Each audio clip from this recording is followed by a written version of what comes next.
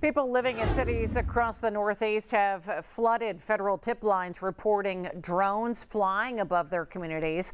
And some of you have shared videos with us. And all new at 6, Channel 11's Talia Kirkland spoke with a woman who spotted one of the drones and learned what experts are suggesting you do.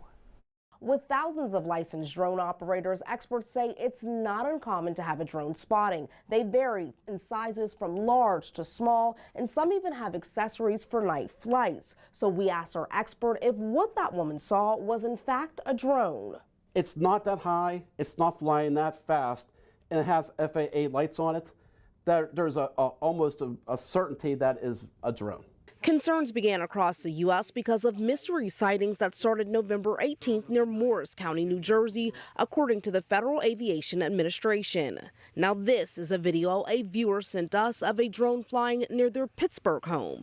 The viewer was concerned and asked Channel 11 News what they should do if they see the drone again. So we got answers. The biggest things are, drones are not meant to obviously spy on people, to be hovering through at people's windows or in their backyard, just hovering over there. David King is the CEO of Still City Drones and has been training drone operators for more than a decade, and told us that while drone sightings can be unsettling, they aren't uncommon and often aren't even suspicious.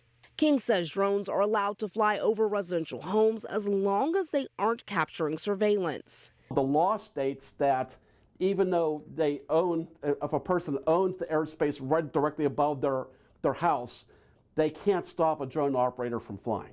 Drone operators have very few restrictions according to the Federal Aviation Administration. Drones cannot fly above 400 feet over moving vehicles, near airports, or during live events. I wouldn't even be able to turn the motors on if I'm like a half a mile away from the airport because it's locked out. According to the FBI, in the past few weeks, they have received more than 5,000 reported drone sightings with about 100 leads, but are cautioning residents that with more than 1 million licensed drone operators, there are no privacy laws that prevent them from flying. Under no circumstance can someone shoot down a drone or try to remove one from the air themselves. That's illegal.